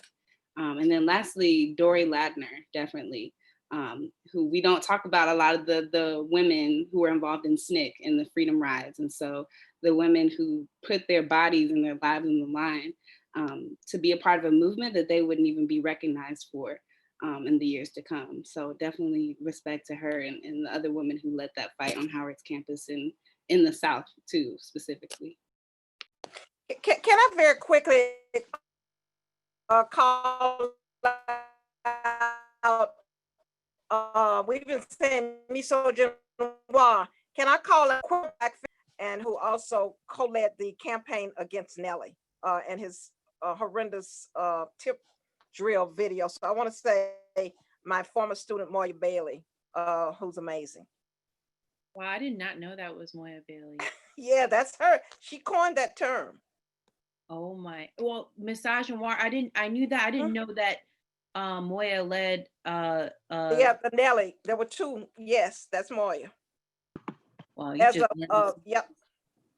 You learning something every day. Oh my goodness. Like I did not know that. I knew the tip drill video because I was banned from seeing it because my mama was like, you ain't watching that. But no, thank you so much everyone for sharing. And I would like to shout out the people at HBCUs who don't get a lot of shine, like the women I see, Black women I see cleaning and do custodial work, who are adjunct professors who, when I was real low and my mom went through one of her pillars of her sickness, and I would just burst out crying. I wasn't eating, I wasn't doing, I just was very depressed. And it was someone who prayed for me. It was someone who would give me food. And I'm very good at hiding what was going on. And it was a hug that somebody offered to me that really pushed me through. I really wanted to quit my PhD program because I wasn't getting the support. And it was always a Black woman somewhere, like on campus, who was not directly tied to my department at all, or maybe was. I mean, it was not the professors, I would say, but it was like the secretary, quote unquote, the administrative assistant. It was somebody who they even were considered, I guess, low on the totem pole and talked to a certain way because they don't have the PhD or the 3 letters behind their name. But it was always somebody, like you were saying, Shai, was the custodian that opened the room up for you. It was always someone for me like that. So even at Sankofa, even though it's not on Howard's campus per se, it's across the street on Georgia Avenue. It was always a hug from somebody there when I was just like toe up to the flow up about the university. So I appreciate it so much. And thank you. Yes, Miss Drake. Yes, it's Mrs. Drake. I'll never say her first name because I don't want to get slapped. I don't even know her first name. Oh, I know it, but I'm not getting slapped. It's the Southern values in me. I cannot. So I just want to say thank you. Thank you all so much. We have a few questions, so I'm excited to get into them. And I know we're at 7:30, but I really, someone has a question. So if you guys don't mind for a few minutes, just, answering a couple questions. So Brooke says, hi, I'm an incoming freshman at Howard and I'm from Detroit. Woo woo, Detroit. I was wondering how you all built and sought out sites of support during your times in college, in and off campus, and what advice do you have for us who are about to enter these environments? Thank you so much, and this panel has been amazing. Thank you, Brooke. I guess I can start. Join Michigan Club. It is the home away from home. It was for me anyway, even though they didn't elect me treasurer. I'm not salty. I am salty, but it's okay. I still hung out with them. But I think the regional clubs were super helpful coming in, just because Howard has folks from all over the world, literally, and having that familiar tie with people that know references, and can suggest food places. And there are also older people in the club, so they can help you matriculate through your time. I would also encourage Nasira, who's another friend from Detroit, and went to Howard, to put stuff in the chat too if you have things. But that was the easiest thing for on campus. Off campus, I mainly connected with people through organizing and activism. And I also had a distant relative that lived not too far from Howard. So when I didn't have housing my sophomore year, I stayed with her for a semester. But it just kind of depends on what the dynamics and things are. And you can direct message me too if you want to talk in more detail about some things. But generally speaking, I would just say through your major, you'll meet people, and through Michigan Club, that's the easiest tie that, that's where most of us met each other. And the alumni, connect with alum that are in Michigan now, in Detroit. And you can find the groups on Facebook and in GroupMe and stuff like that. But again, I can share more things offline. And if you're looking for a political home when you get here, the DC chapter 100 is always welcoming folks who are committed to transforming. So you can follow me on Instagram and DM me directly, or you can follow BIP 100 DC, and we would love to have you and ensure that you are supported. Not to be shallow, but maybe to be shallow. Any kind of affinity group, Bid Whist, which back during my time was the game folks played to socialize, and I met some folks from Philly. I met, do you. I was a journalism major, so people who were writing, who were in the arts, that kind of stuff, whatever kind of affinity group, because you never know what conversation you have with someone that's going to circle back, and that person may become an ally, just because you're a decent human being. So wherever, get in where you fit in. Whatever your interests are, find groups that are doing that and participate, and then say, hey, by the way, I happen to be queer, or whatever, but you'll find allies when you put yourself out there in so many different places. Whoever you are, just follow your interests. Yes to all that. And I don't think anything could have prepared me better for my freshman year at Howard. It was completely and utterly overwhelming. It's the first taste of freedom for a lot of young Black women, specifically, and femmes who experience a lot of constriction and boundaries and rules within their home lives. And so I just say, try everything that calls to you, like Shai said. And also just try to listen to what your body's telling you.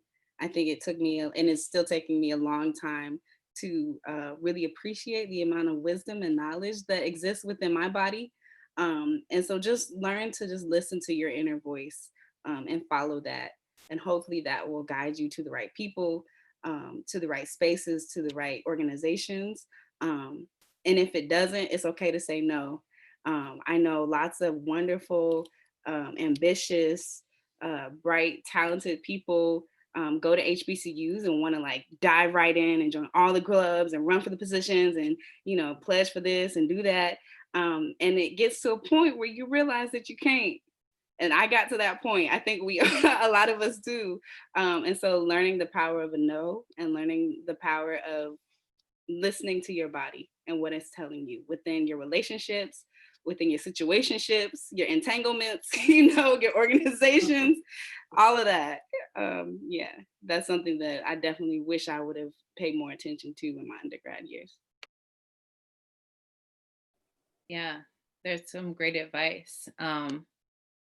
And also too, it's not about competition. It's not about being like, I mean, I went to Howard for my graduate program, so I was a little different. Like I didn't care about that stuff. Undergrad, I've never been to a basketball game. I'm like, let me get on campus and get out. Like, but I think there's a lot of like competition and being like the only Black, person in this, or like I have to be the top person. And like you said, Alexis, that grind culture it will tear you up, especially in DC. It's all the politics and all that jazz. So yeah, I would just say, like Echo, listen to your body, because that stuff will wear you out. So another question really quickly. So we can't get to all the questions, but because I don't want to belabor the time, but so someone asked, what are y'all's perspectives, experiences, advice on encouraging loved ones, specifically family members, to radicalize? I'm not gonna say nothing. Okay. I think the hardest people to organize are your family members. Yeah.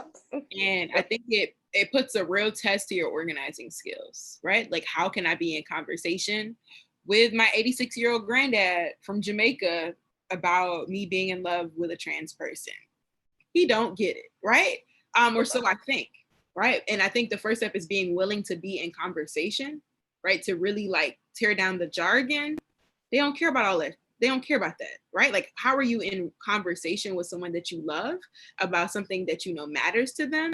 And the last thing I will offer, because I know people probably have some way more wisdom than me, but I center everything around self-determination, right? And I always pitch it as Black people are one of the most violated and the things we've just experienced as, I think, descendants of chattel slavery in particular. We know what it's like to have our self-determination robbed from us. And I always start from there, right? Like, what do you believe Black people's experience has been? What do you believe our experience should be? And how are we oppressed? And usually that kind of leads me in potentially a screaming match at the dinner table or a whole bunch of patois, right? But it's the fact that I've had the conversation and they always come back and then we can have a conversation, but not throwing this down people's throats because they're going to think you have an agenda. The truth is we all have an agenda. Welcome, right? But also making sure that people feel welcome and they can be in conversation with you and they won't be shamed, right? Because nothing good comes from shame. And there was a period in time when you weren't politicized, right? And you didn't know this. So just like always remembering that and being humble. Yeah, there's a lot I still don't know. So like I try to keep in mind that like Toni said, I haven't always been where I am on things. I tend to use tactics of comparing them to how white people do things, and it sometimes works for my family. Like, well, the same logic you're using against trans people, that's what white people use for us, and they're like, dang, you right.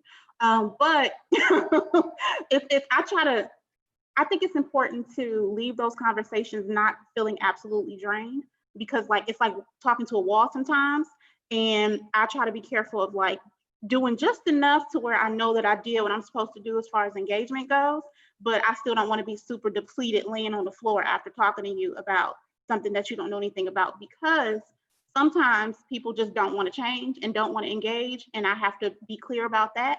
And at the same time, that doesn't mean I'm going to give up, right? So I think it's between engaging in a way that makes sense for you, especially if they're like homophobic and you're a part of the LGBTQIA community and it's hitting you in a different way than it would hit me because I'm heterosexual, like that's something different. But the other piece too is I think you just have to live by example as well. Like the easiest way I think I've been able to talk to my mom and brother and grandma about things that we were not able to talk about 5 years ago is because I just did it. Like I learned, I grew, I started doing things on my own. I went to therapy. And if we're just catching up throughout the day, like, oh, Krista, what you doing? I'm like, well, I was just talking about some internalized such and such in therapy. And she's like, oh, that's something I should be talking about. Okay. And she'll like do some of that stuff on her own too. So like we can't bark at people all the time and call it organized. Like we can't call people out for swimming in the water when we all been swimming in the same water and we just so happen to stick our head up and get some air a little bit, right? So like we have to realize that people are strategically are where they are. Like if you're just living your best life and you watching TV and taking in messages, you're gonna be transphobic, you're gonna be homophobic, you're gonna be racist. Like all these things are just gonna happen, and you have to have a quick moment, with these people, whether it's you talking to people or them getting there on their own by seeing you getting there on your own. they're going to get there, when they get there. But again, us beating a dead horse or taking extra abuse, as if we're not dealing with enough abuse from trying to organize in general, will leave you burnt out and in therapy for real. So like it's a thin line and like a easy, like not easy because that's not the word, but just tread lightly. Like just don't blame yourself if people don't get to where you want them to be. Because it's also not about where we want them to be. So it's some nuance involved in that, but I think overall, just live your best life and people will observe you doing it. If they want to change, they will. Family members in my family have been an example of that. So I know that it works, but you just have to live in your truth and people will hopefully come along in the process. Do any of the OGs want to say anything about this? I agree with Crystal. That's been my tactic, if you will, to just live, be me. When for instance, a cousin sent an invitation to a wedding and it only had my name, not my partner's name. And I said, hey, look, this is someone I've been with for 14 years. Why isn't their name on the invitation?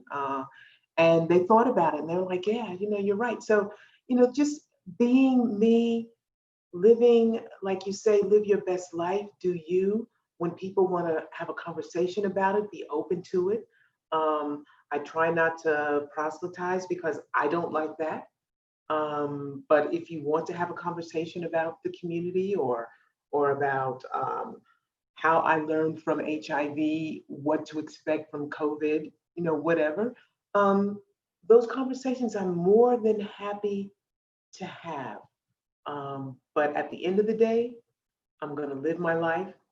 And if I set an example that you feel positive about, great. If you don't like the way I'm living my life, don't live your life the way I'm living my life.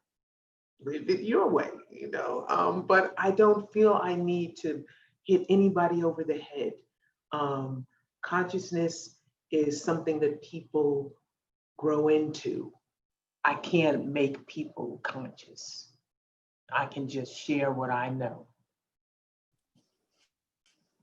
Yes, that's so powerful.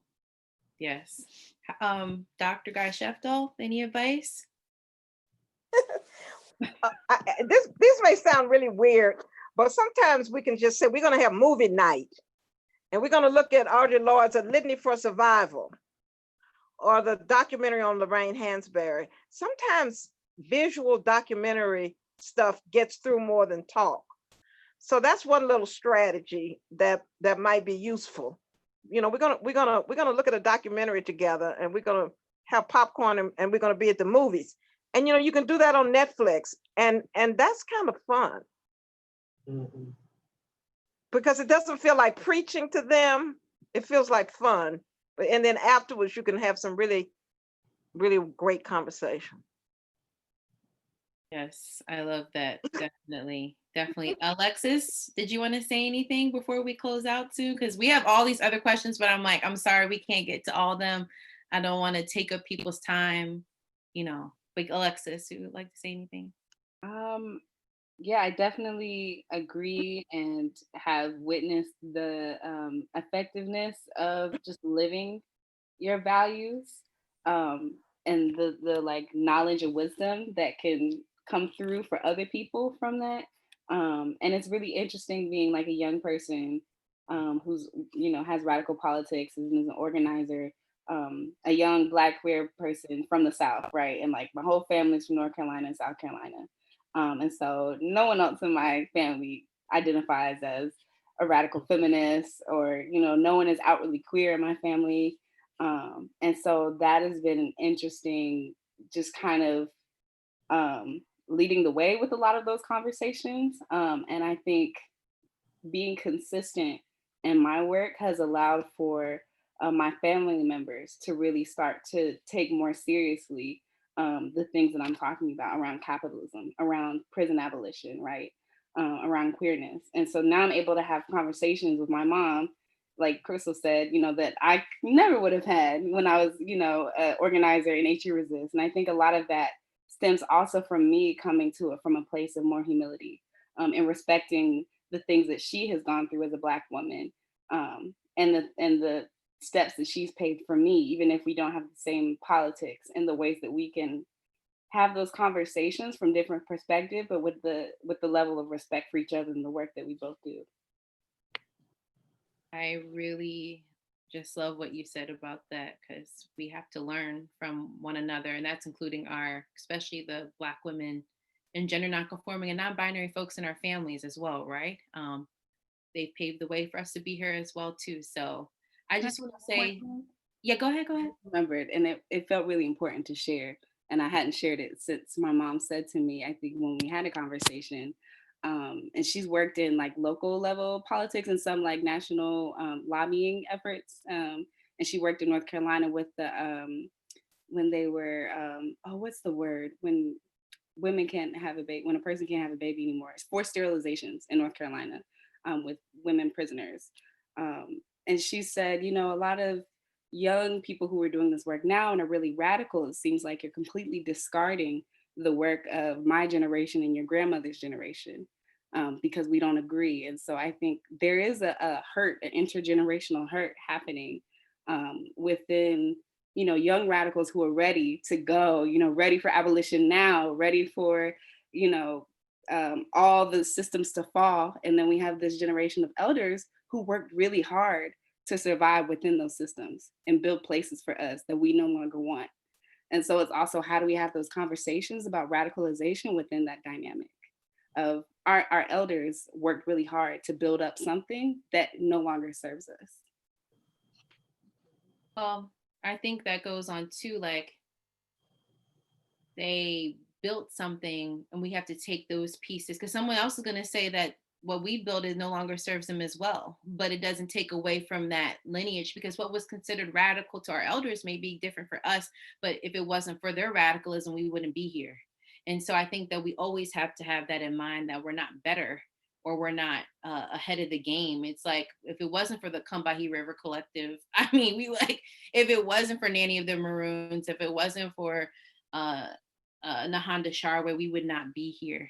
And so I would like to just, say that too. But once again, I just want to close out because we went over our time and I'm very cognizant of time. But I just want to say thank you to all the panelists. And first, I want to say thank you to Denise McNally for even wanting to do the collaboration with Black Women Radicals. I appreciate you so much. I want to honor Dr. Beverly Guy Sheftel and Shai Hughes, because you both are the reasons why we are here to even have this conversation. You dropped some gems. I could tell, I have a lot to learn about some things, but I really am so grateful for your leadership and just saying yes to this event. Alexis and Crystal, I learn from y'all all the time. Y'all are amazing. Crystal, I'm glad you said yes. Alexis, I'm glad that we've built a friendship over time and I admire you greatly. And just, I want to say thank you to the audience. And it's popping on Twitter. People are on Twitter about this event. So this will be uploaded to YouTube and I will share this with everybody. I know everyone's on Twitter. Everyone's like, this is a great event. And so thank you so much for being supporting the work, and we'll see you soon. So thank you all so much. Thank you all. I'm inspired by you all. Black love. Shai, we need to connect sometime. Thank you. Anytime. We meet. Okay. I'm retired. I'm going to Atlanta when COVID lets up. So let's all go to Atlanta. In October. Yes, come and visit. We pulling up. All right. Yeah. We're going to brunch. Yes. Good Yes. night. I'm Playing down. Ludacris and them. We going. We can social distance in my yard, okay? Yes, a brunch in Shai's house. Okay. Oh, I'm I'll serious. bring the bottles because I don't cook, but I'm I'll bring very the bottles. serious. I'm very serious. Okay. I love y'all. Thank you. This has made my day. Thank you so much. Thank you so much. Y'all have a good rest of the week. You too. Yes. Be safe. Yes. Stay safe and healthy. Let me see. Bye.